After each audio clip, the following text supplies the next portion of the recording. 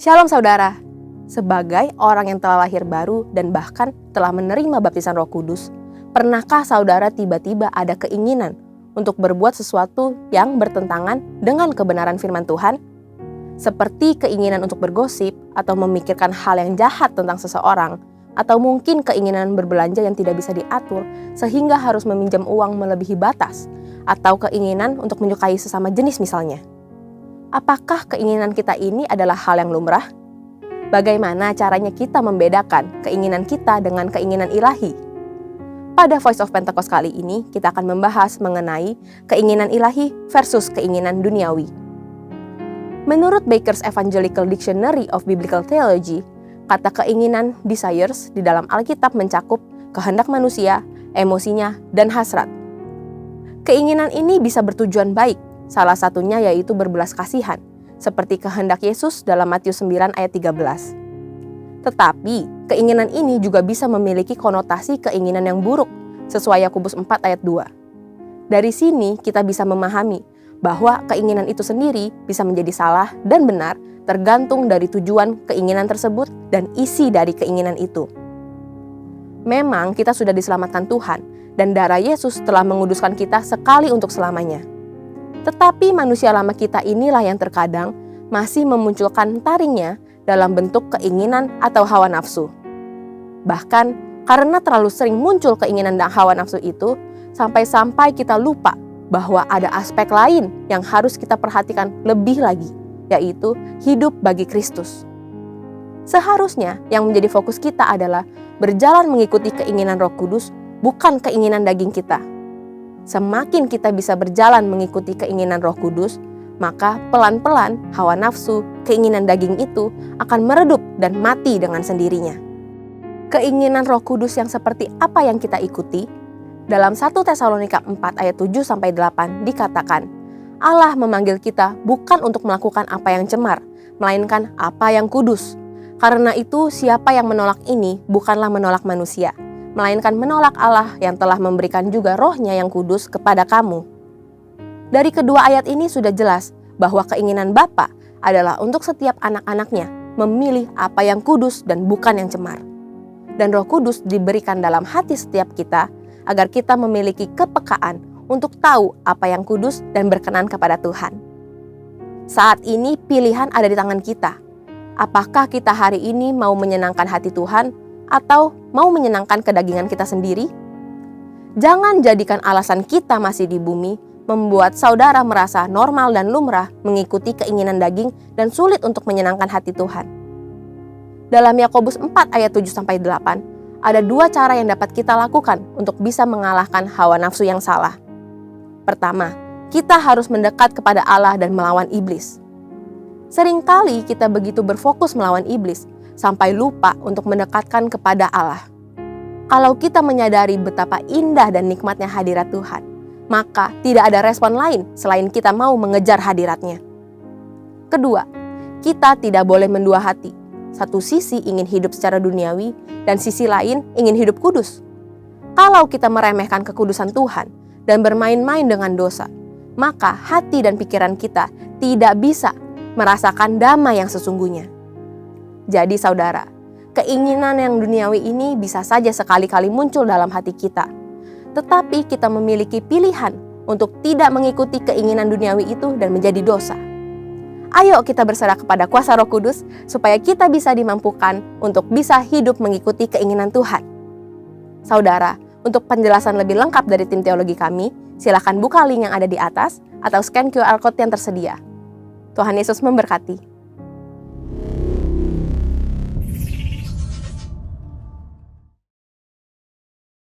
Dalam lindungan Allah, orang yang duduk dalam lindungan yang maha tinggi dan bermalam dalam naungan yang maha kuasa akan berkata kepada Tuhan, tempat perlindunganku dan kubu pertahananku, Allahku yang kupercayai. Sungguh Dia yang akan melepaskan engkau dari jerat penangkap burung, dari penyakit sampar yang busuk. Dengan kepaknya Ia akan menudungi engkau, di bawah sayapnya engkau akan berlindung. Kesetiaannya ialah perisai dan pagar tembok. Engkau tak usah takut terhadap kedahsyatan malam, terhadap panah yang terbang di waktu siang, terhadap penyakit sampar yang berjalan di dalam gelap, terhadap penyakit menular yang mengamuk di waktu petang. Walau 1000 orang rebah di sisimu dan 10.000 di sebelah kananmu, tetapi itu tidak akan menimpamu.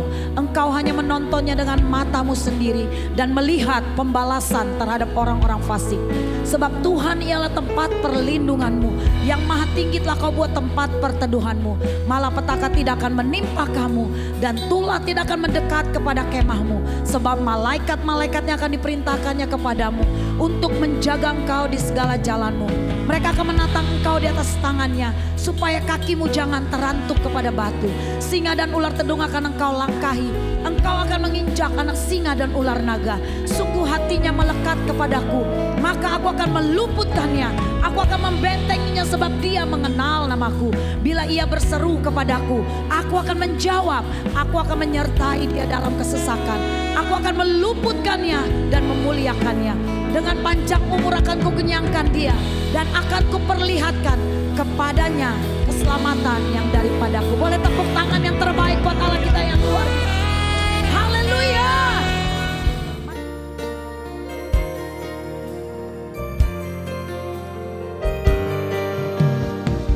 Kami mencari wajah-Mu pada pagi hari ini Tuhan.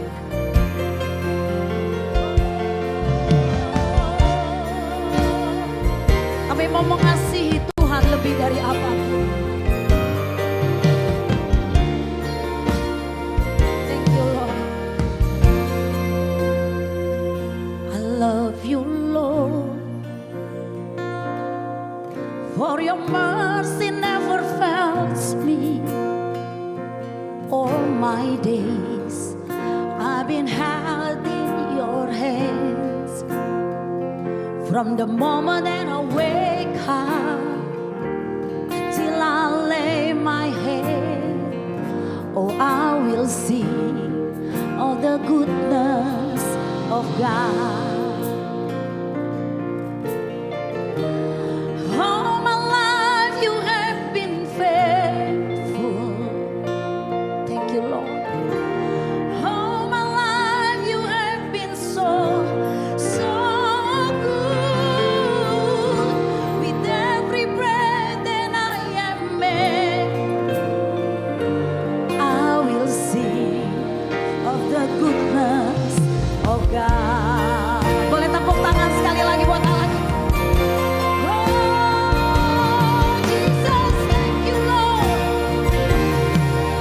Sama-sama kita katakan, I love you, Lord, for your mercy never fails me. All my days I've been held in your hands. From the moment that I wake up until I lay my head, I will sing of the goodness of God. All my life you have been faithful. And all my life you have been so good.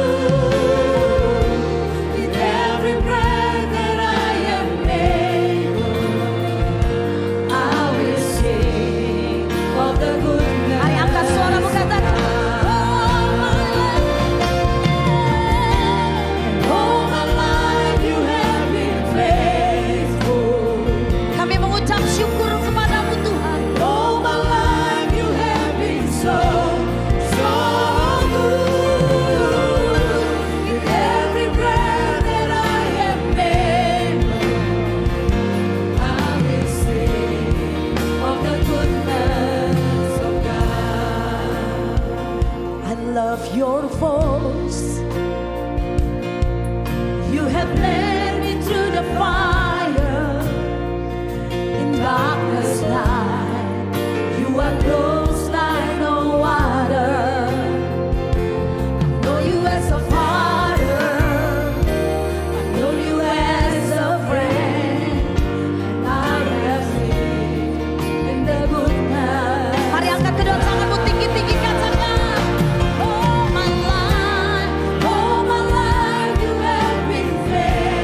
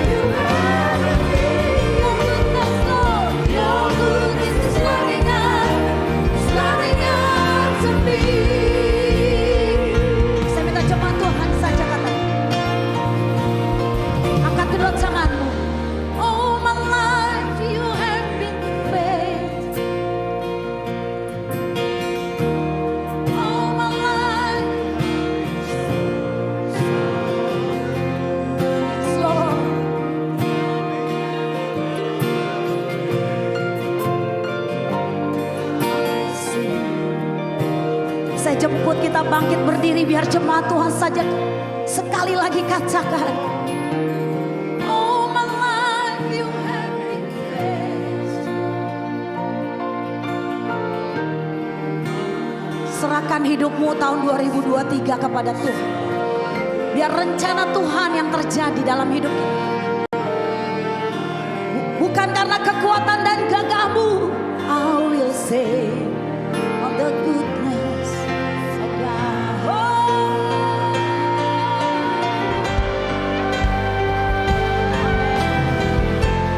All my life you have been faithful. All my life you have been so good. With every breath that I am able,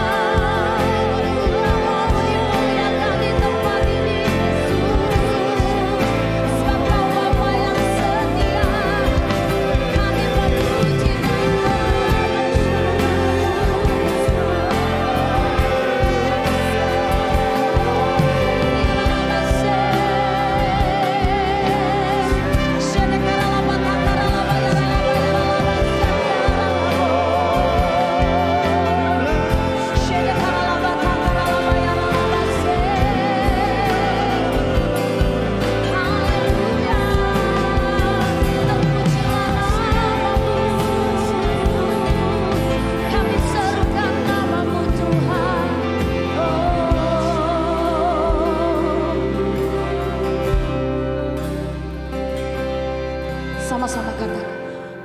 All my life you have been faithful.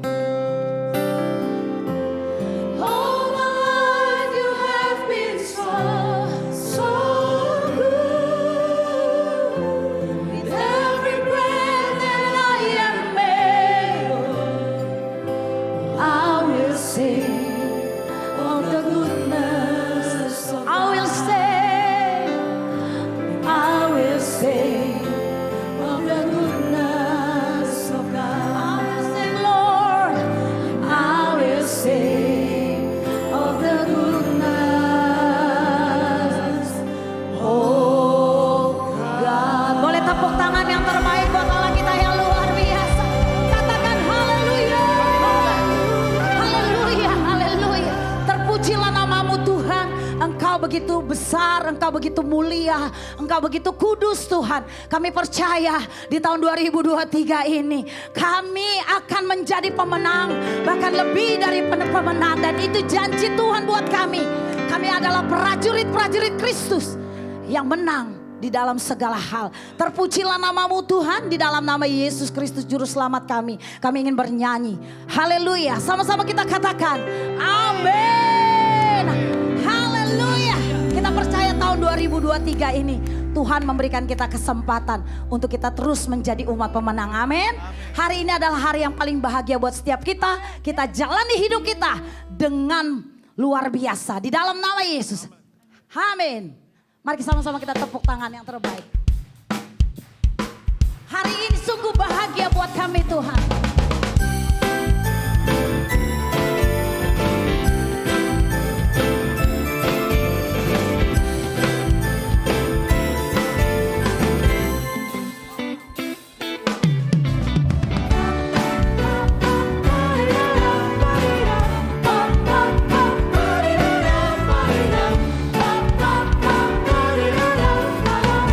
Sama-sama katakan. Hari yang terindah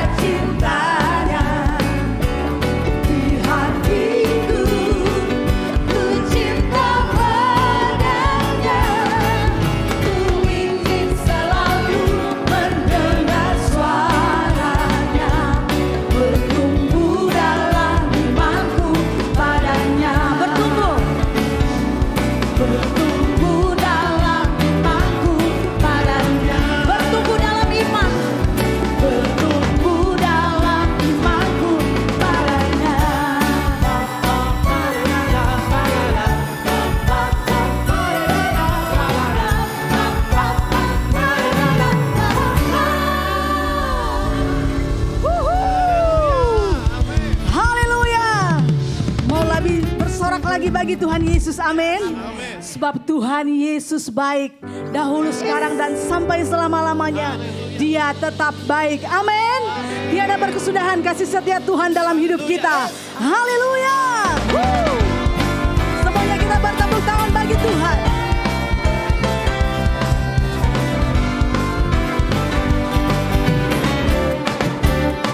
Sama-sama. Tiada berkesudahan kasih setiamu Tuhan, selalu baru rahmat-Mu bagiku.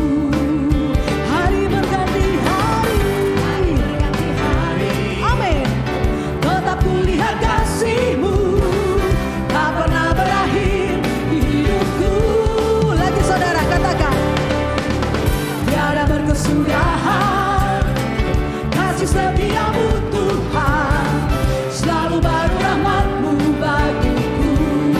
Katakan hari berganti hari, hari berganti hari, tetap kulihat kasih-Mu, tak pernah berakhir di hidupku.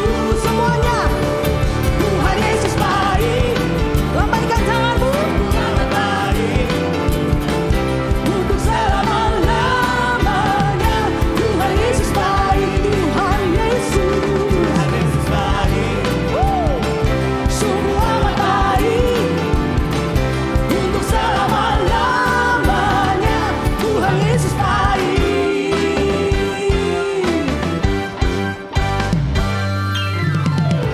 Tiada berkesudahan kasih setiamu Tuhan, selalu baru rahmat-Mu bagiku. Hari berganti hari, tetap kulihat kasih-Mu, tak pernah berakhir di hidupku.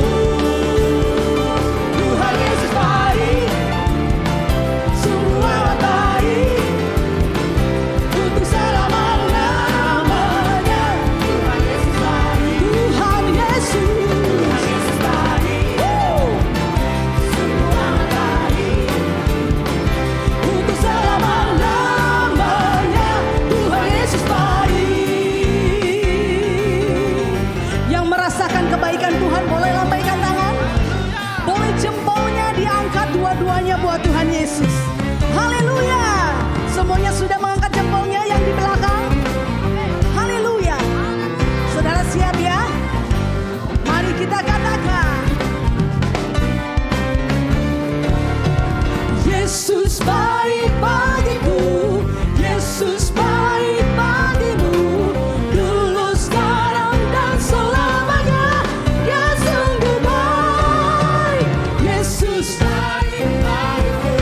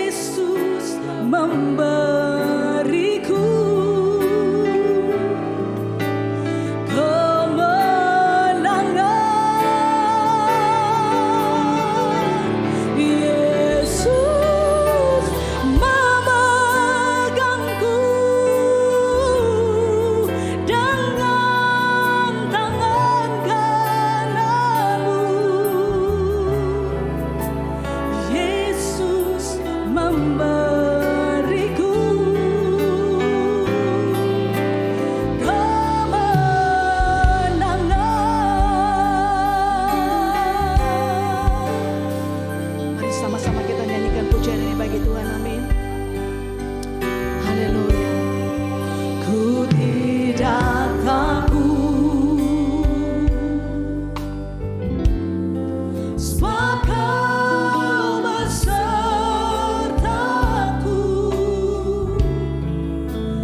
Ku tidak bimbang, sebab Engkau Allahku.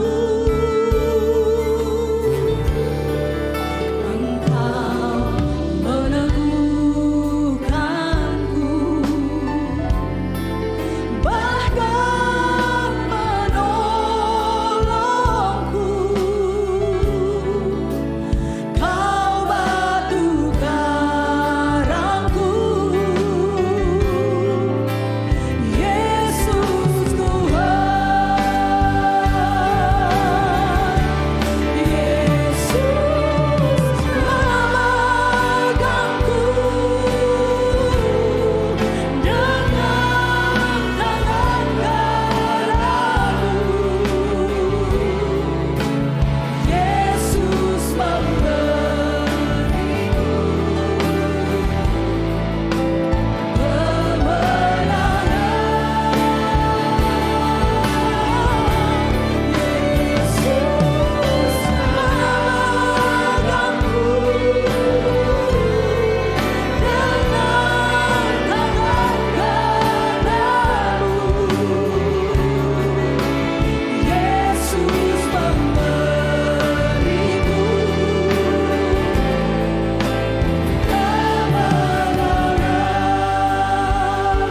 Sari berjemaat saja katakan, Yesus Mama. Pegang tangan kami erat-erat Tuhan. Kami tak mampu berjalan sendiri bersamamu Tuhan.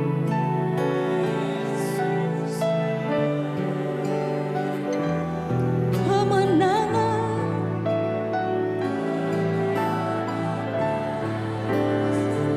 Yesus memegangku.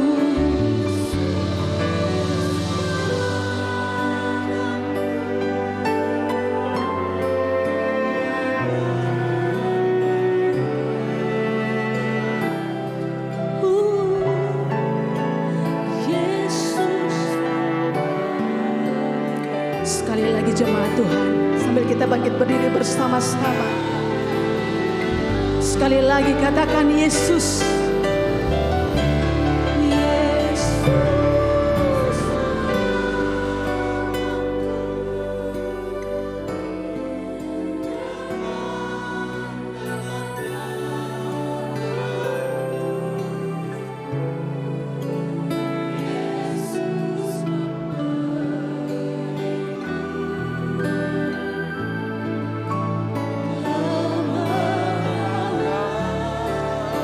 Yesus memegangku, melangkahku dengan tangan kananmu. Yesus memberiku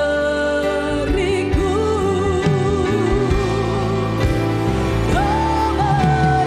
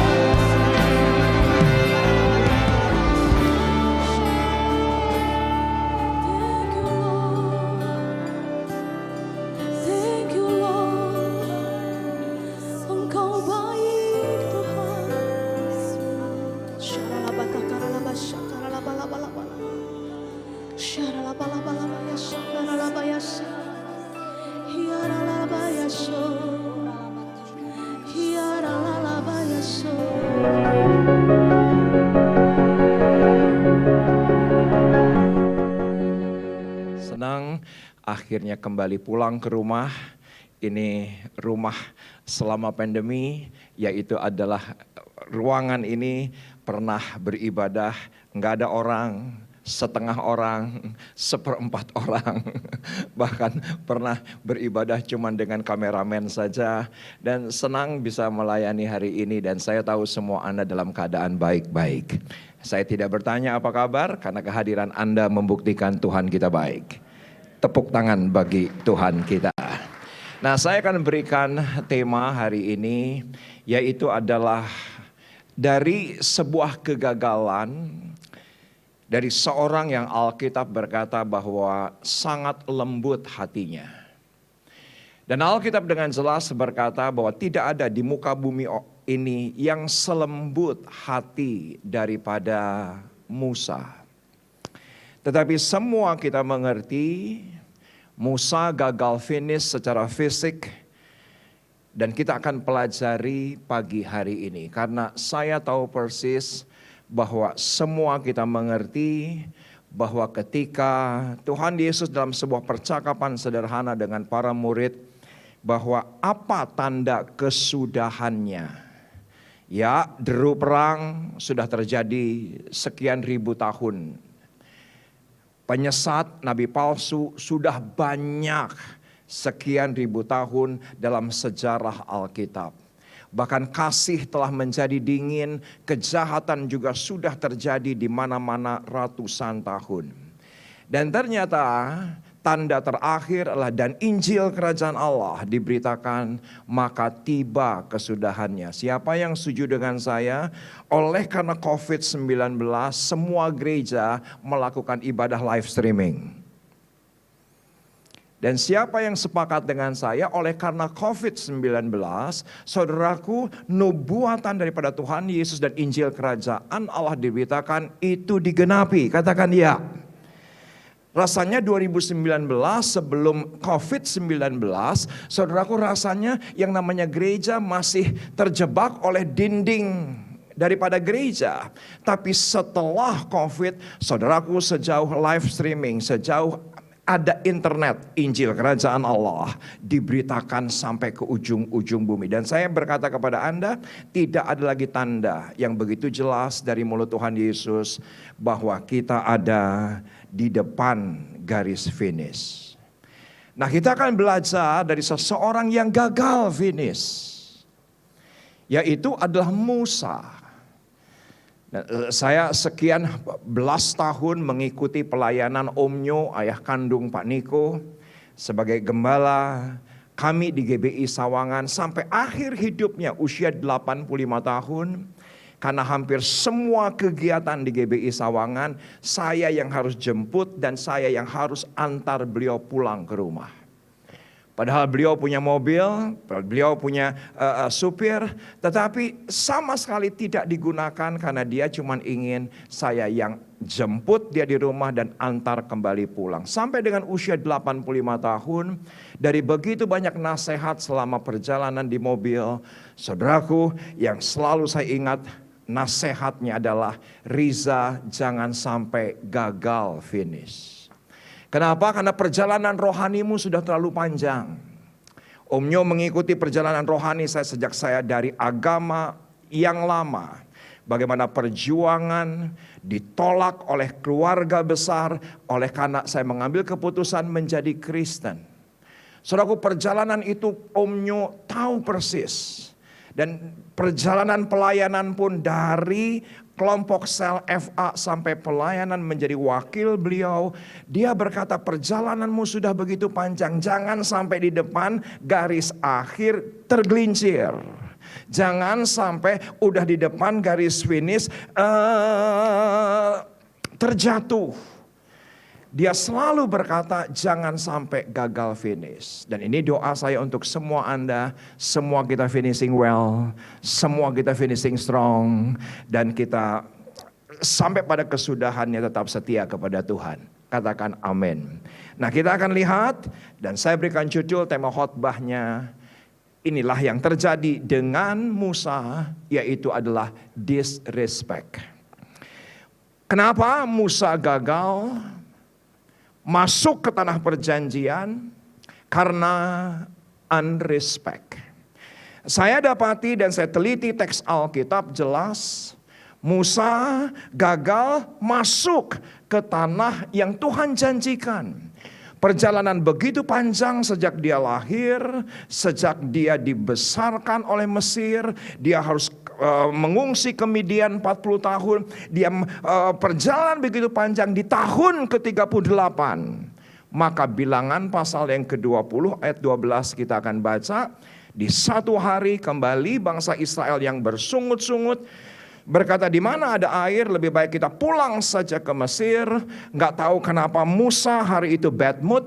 Dan Tuhan jelas berkata, katakan saja kepada batu karang itu pasti keluar air. Tetapi Alkitab dengan jelas berkata itu tidak dilakukan oleh Musa. Tapi Musa mengambil tongkatnya dan apa yang terjadi? Dia ternyata pukul 2 kali. Itu yang namanya batu karang. Maka yuk sama-sama bilangan 20 ayat 12, tetapi Tuhan berfirman kepada Musa dan Harun, karena kamu tidak percaya kepadaku.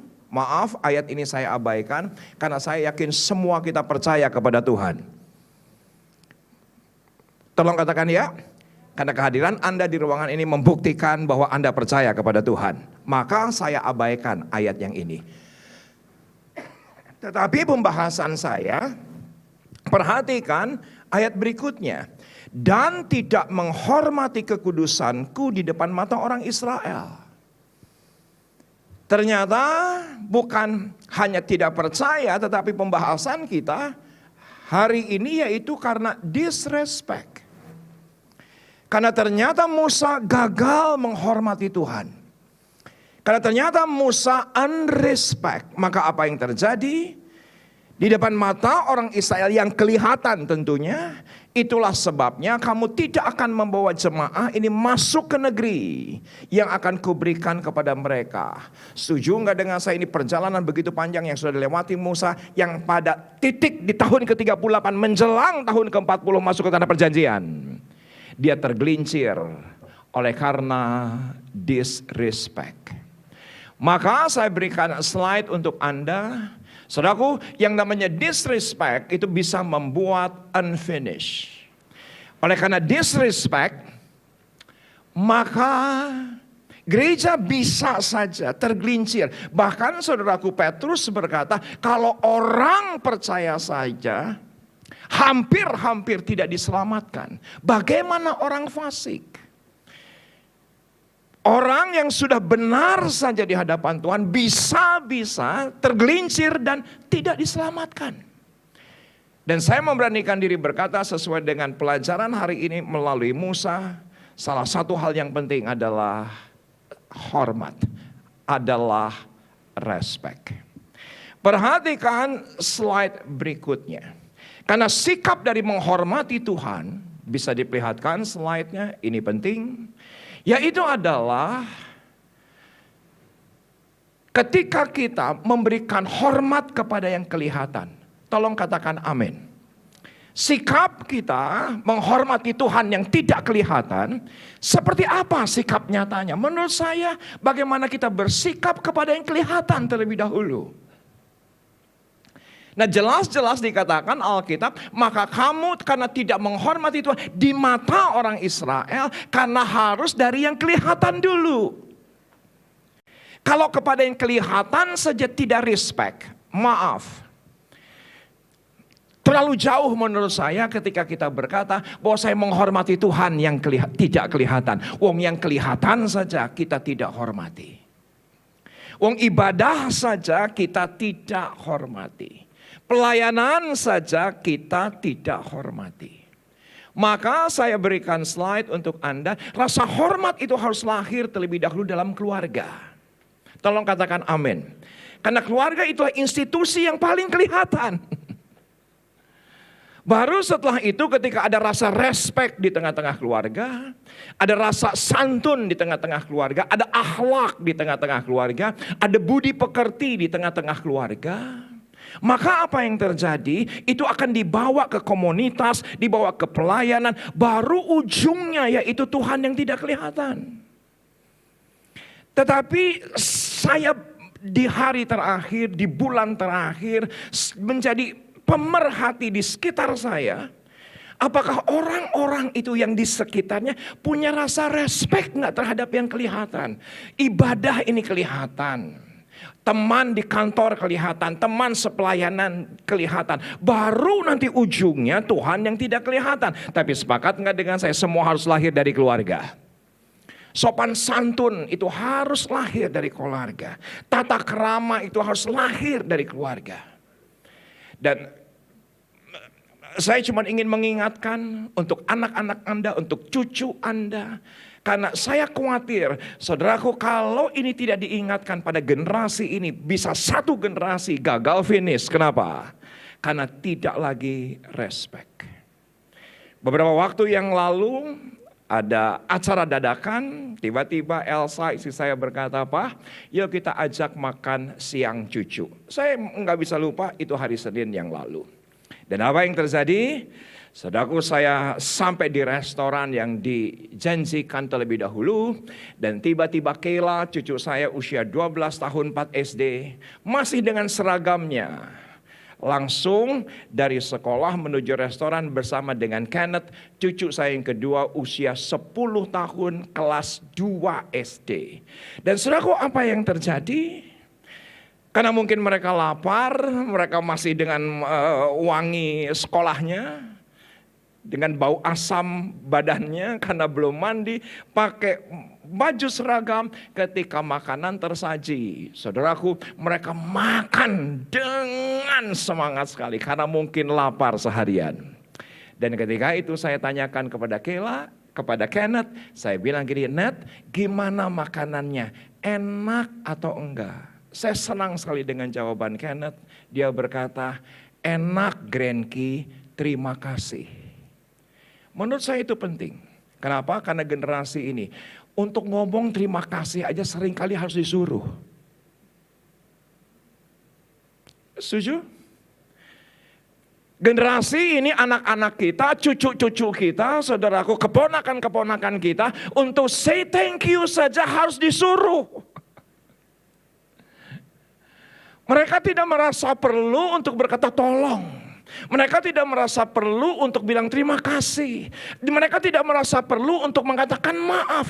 Lah bagaimana kita bisa menghormati Tuhan yang tidak kelihatan kalau yang kelihatan saja kita abaikan? Maaf teman-teman muda, mungkin khotbah ini terasa kuno. Katakan bersama dengan saya, kuno. Tetapi ini yang Tuhan taruhkan dalam hati saya. Seringkali kita harus kembali kepada kekunoan. Kita senang dengan kata baru, kita senang dengan kata kekinian. Kita senang dengan kata up to date. Tentunya Anda ke coffee shop tidak akan pernah Anda pesan kopi kekunoan. Pasti yang Anda beli adalah kopi kekinian. Tetapi saya minta maaf, saudaraku, kita seringkali harus kembali kepada yang kuno. Budi pekerti itu kuno, sopan santun itu kuno. Nah, bagaimana kita bisa santun kepada yang kelihatan? Kepada yang tidak kelihatan, kalau yang kepada yang kelihatan saja kita kurang ajar.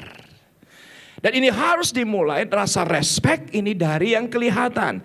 Sampai di sini oke khotbahnya. Saya harap menolong banyak keluarga di tempat ini, agar keluarga kita tidak ada seorang pun yang gagal finish, katakan amin. Agar semuanya kita masuk ke finish line dan kita bersuka cita bersama dengan Tuhan. Kenapa?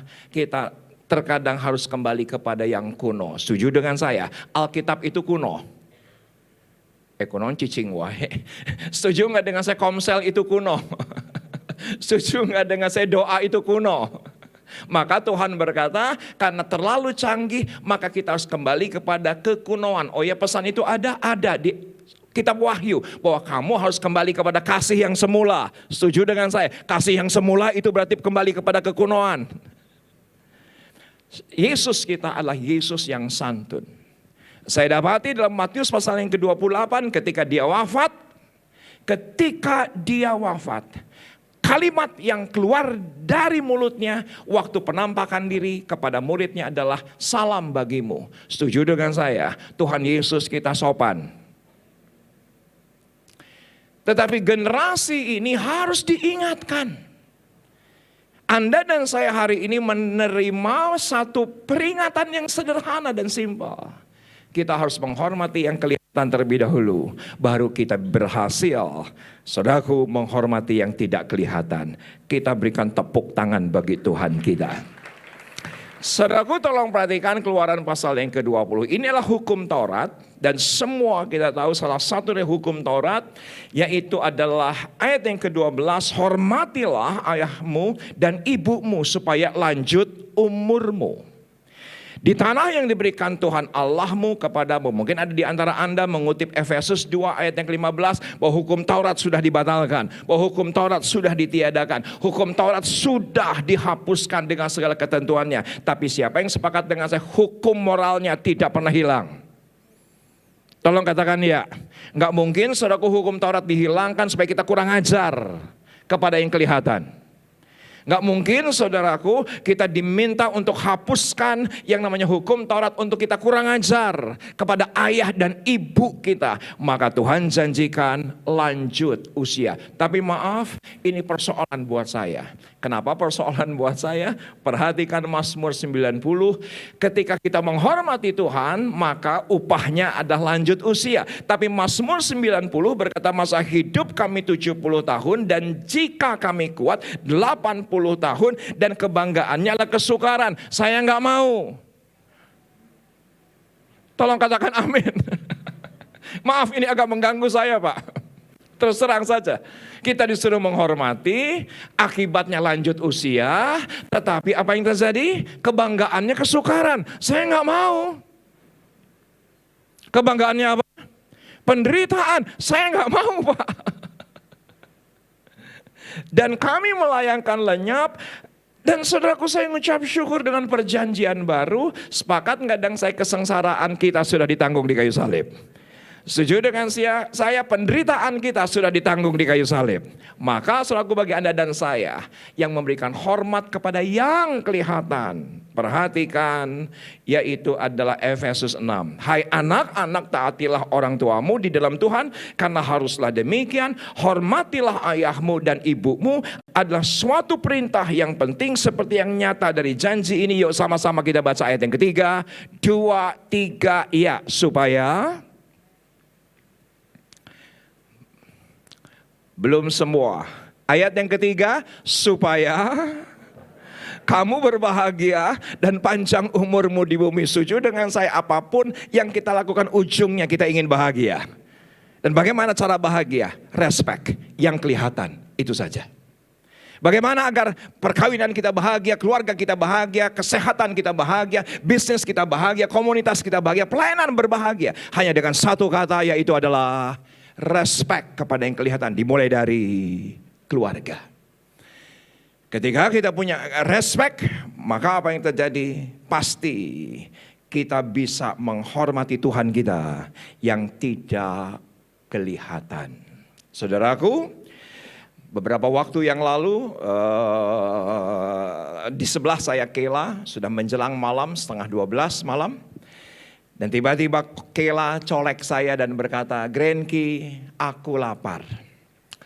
Dan ketika dia berkata aku lapar, Kela mau kirim makanan pakai GoFood. Kela berkata, enggak perlu Grenki, kita makan saja yang ada di kulkas, nanti kita ngemil dan kita ngobrol. Anak umur 10 tahun, 4 SD. Tiba-tiba Keisha putih saya yang kedua bergabung dalam makan malam dadakan.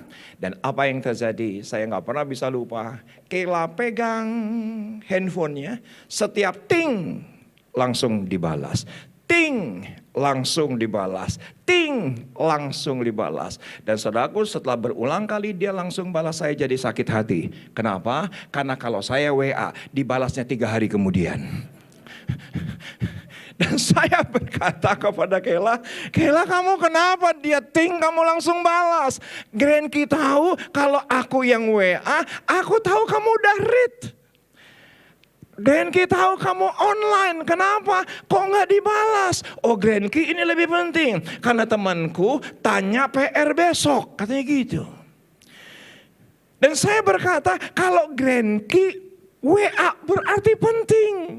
Saya nggak pernah bisa lupa, saudaraku, beberapa waktu yang lalu saya berkhotbah di sebuah gereja. Selesai saya turun, Pak terima kasih untuk khotbah mengenai respek. Kenapa?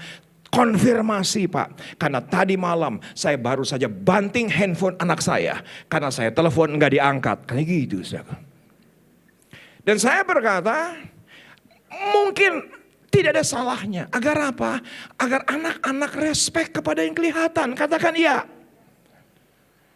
Dan apa yang terjadi ketika saya agak marah melihat apa yang terjadi dengan Kayla, saya berdiri Pak. Dan ketika saya berdiri, saya coba lihat chat daripada anak 4 SD. Saya tercengang luar biasa. Kenapa? Karena anak laki-laki itu panggil cucu saya Jing. Dan sekarang panggilan kekinian, Jing, anjing, nyet, anjir. Dan aku berkata, Kayla itu kan gak sopan. Oh enggak Grenki, itu plesetan. Tetap aja asal katanya anjing. Dan maaf saudaraku, menjadi sebuah keseharian kalau saya ada di rumah, gak kemana-mana, saya gym center. Dan dikelilingi oleh anak-anak muda yang educated. Anak-anak muda dari universitas-universitas terkenal. Mereka panggil satu teman yang lainnya Jing. Sepakat gak dengan saya? Bagaimana kita bisa menghormati Tuhan yang tidak kelihatan? Wong teman sendiri dipanggil nyet. Dan saya langsung berkata kepada Kayla, Kayla jangan mau dipanggil anjing. Karena untuk nama Kayla, Sofia, itu Grenki ikut doakan. Ya gak sih? Anak-anak kita namanya kita doakan. Terus temannya panggil Jing, nyaut lagi. Ada yang salah menurut saya di tengah-tengah generasi ini. Kalau tidak diingatkan Pak, bisa gagal finish. Percaya saya. Mungkin karena school from home sekian tahun, orang tua lewat aja udah dianggap tiang listrik kok. Mau bilang selamat pagi, selamat siang, selamat malam jauh. Maaf saya ini dari suku Sunda. Jadi maaf saya tidak diajarkan oleh orang tua saudaraku ketika masuk selamat pagi, selamat siang, selamat malam. Tapi setelah pacaran dengan Elsa, ayahnya Jerman Chinese, ibunya Perancis, Belanda, Portugis. Saudaraku secara budaya ketika saya masuk ke dalam rumah, saya lupa ngomong selamat pagi saudaraku. Itu yang namanya Elsa bisa langsung punya mulut apa enggak? Setuju nggak dengan saya hal ini? Sederhana tapi penting. Saya ada di gereja di depan saudaraku, itu anak-anak muda sering kali cuma lewat. Saya disangka tiang listrik bilang shalom kayak gitu. Bagaimana bisa menghormati yang tidak kelihatan kalau yang kelihatan saja diabaikan? Saudaraku saya tahu proses khotbah ini sangat sederhana, terlalu mendasar. Tapi siapa yang sudah dengan saya? Justru yang mendasar dan sederhana seringkali hilang. Khotbahnya nggak canggih, teologianya nggak canggih.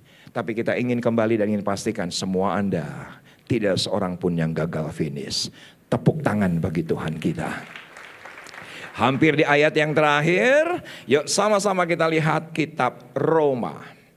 Di bagian yang terakhir, kita akan lihat kitab Roma, yaitu Roma 12 ayat yang ke-10. Yuk sama-sama kita lihat. Hendaklah kamu saling mengasihi sebagai saudara dan saling mendahului dalam memberi hormat. Tolong lihat tangan saya, yang sudah lihat katakan iya. Belum semua, yang sudah lihat katakan iya. Tolong lihat saudaraku, hukum Taurat ada 10 dan apa yang terjadi?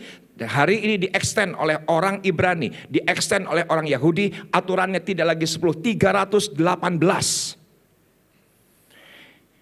Dan saudara tahu di hari Sabat saja ada 38 larangan. Maka yang lumpuh 38 tahun itu adalah gambaran bahwa hukum Taurat itu melumpuhkan 38 aturan, 38 larangan. Bahkan Yesus saja ketika menolong orang dibully. Dan Yesus berkata, bukankah menolong manusia jauh lebih mulia? Kalaupun Anda punya ternak pun ditolong. Maka apa yang terjadi? Yesus ditanya, dari 10 jadi berapa Bu? 318. Dan Yesus ditanya, setuju gak dengan saya? Tinggal 2. Kasihlah Tuhanmu, kasihlah sesama. Bentuknya adalah memberi hormat. Ekonon cicing wae. Dari 10 jadi berapa Bu? 318. Yesus ditanya, yang paling penting yang mana? 2. Kasihilah Tuhanmu yang tidak kelihatan dan kasihilah sesamamu yang kelihatan. Bentuknya apa? Respect. Beberapa hari yang lalu ada seorang hamba Tuhan telepon saya. Pak Riza, sekarang beredar naon daftar pendeta pemuji pemusik LGBTQ. Saya berkata, rajin banget yang bikin. Sempet-sempetnya iya Kang, itu daftarnya ternyata panjang Kang. Dan pendeta ini bilang begini, ternyata nama kita ada. Katanya begitu saudaraku. Nah ini bikin saya repot. Dan saya berkata, itu dari mana? Ini daftar siapa yang bikin? Kok nama gua ada? Teman saya bilang begini, mungkin karena elu kalau ke gereja gak pernah pakai kaos kaki, disangkanya homo. Katanya begitu saudaraku. Maaf Bu, tolong kamera, saudaraku bertahun-tahun saya pakai kaos kaki. Kunan cicing wae. Gak mungkin pakai sepatu kayak gini, saudaraku pakai kaos kaki bola. Saya pakai kaos kaki, tapi kaos kakinya nggak kelihatan. Bukan karena saya pakai kaos kaki nggak kelihatan, mau difoto silahkan. Ini artinya saya homo, bukan. Ayah jelema teh. Dan sepakat nggak dengan saya, kalau kita nggak respect, kita bisa hina orang. Kalau nggak respect, bisa fitnah orang. Cuman karena unrespect. Saya berdoa, semua kita respect dengan Tuhan. Dan perhatikan slide yang terakhir, ini penting. Hormat adalah sikap hati dalam menghargai. Katakan bersama dengan saya, sikap hati. Belum semua, katakan bersama dengan saya, sikap hati. Saudaraku, jangan menghormati karena orang itu lebih kaya. Jangan menghormati karena orang itu lebih pintar. Jangan menghormati saudaraku karena orang itu pengusaha besar, ini pengusaha kecil. Saudaraku, ini jemaat lama, ini jemaat baru, ini senior, ini junior. Jangan, harus punya sikap hati kepada semua orang, hormat. Oh ini perpuluhannya sedikit, oh ini perpuluhannya banyak, oh ini kolektornya besar, oh ini orang lama, ini orang baru. Setuju dengan saya? Saudaraku, tidak boleh dibedakan. Saya ini sebagai hamba Tuhan sering kali dibedakan. Ini pendeta kampung dari Sawangan, oh ini pendeta besar, kata gitu kan. Oh ini cuma pendeta kampung, oh ini pendeta gerejanya besar, gerejanya mewah, ini cuma di Sawangan. Saudaraku, saya sering kali dinilai. Kenapa? Perhatikan, karena kata hormat, yaitu menghargai, kata harga pasti ada nilai, dalam nilai pasti ada angka. Katakan bersama dengan saya, angka. Belum semua, katakan bersama dengan saya, angka. Pak, tolong perhatikan, saya memberikan angka kepada Bapak 10, setuju enggak dengan saya? Berarti saya menghormati. Bisa ngerti? Saya memberikan angka, maaf, kepada bro 5. Setuju enggak dengan saya? Kadang-kadang hormat, kadang-kadang kagak. Tapi maaf, saya memberikan hormat kepada, namanya juga contoh. 1, setuju nggak dengan saya? Saya akan panggil dia Jing. Saya akan panggil dia Nyet. Saya akan panggil dia Njir, anjing. Kenapa? Karena berapa angka yang Anda berikan kepada orang itu menggambarkan rasa hormat kita. Dan saya berdoa, semua kita memberikan rasa hormat yang benar, angka yang benar. Karena bagi Tuhan, semua Anda 10, tepuk tangan bagi Tuhan kita.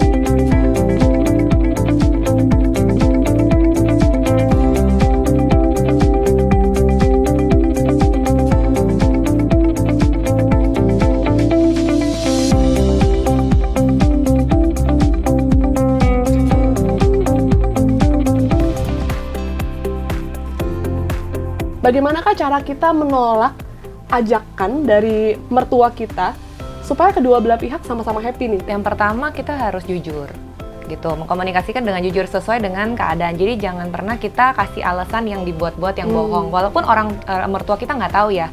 Cuman Yang namanya kebohongan itu kalau diulang-ulang terus dan jadi kebiasaan itu pasti ketahuan juga. Dan Tuhan kan juga lihat kan. Iya. Mari Bapak Ibu Saudara sekalian, kita akan mengakhiri ibadah yang luar biasa ini bersama berkat Tuhan. Kita buka hati, angkat kedua tanganmu, dan kita akan menyelesaikan ibadah ini bersama dengan berkat Tuhan. Bapak, terima kasih buat Pastor Risa Solihin yang sudah Engkau jadikan alat untuk menyampaikan kebenaran firman-Mu. Engkau berkati hamba-Mu ini berlimpah-limpah bersama dengan keluarganya, anak-anak jasmaninya, juga anak-anak rohaninya. Bahkan juga Engkau memberikan apa yang diingini hatinya, sebab pemberian itu, keinginan itu sesuai dan berkenan di hati-Mu. Dan sekarang Bapak Ibu Saudara sekalian, terimalah berkat dari Bapa surga, damai sejahtera, kasih sayangnya, penyertaannya, kesembuhan dan mujizatnya, tetapi juga nasihat dan tegurannya, agar lewat itu engkau akan menjadi pribadi yang jauh lebih baik. Perhatikan, apa saja yang kau kerjakan, Tuhan buat baik dan berhasil. Kemana kakimu melangkah, Tuhan pasti menyertai dengan segala keberuntungannya, agar lewatnya nama Tuhan Yesus dipermuliakan dan hidupmu bisa jadi berkat buat banyak orang yang berkekurangan. Di keluargamu, di kota ini Jakarta, Indonesia, bahkan dimanapun Tuhan menempatkanmu. Mulai hari ini sampai selamanya. Yang percaya, sama-sama kita berkata yuk, amin. Tuhan memberkati kita semua. Tetap jaga kesehatan ya.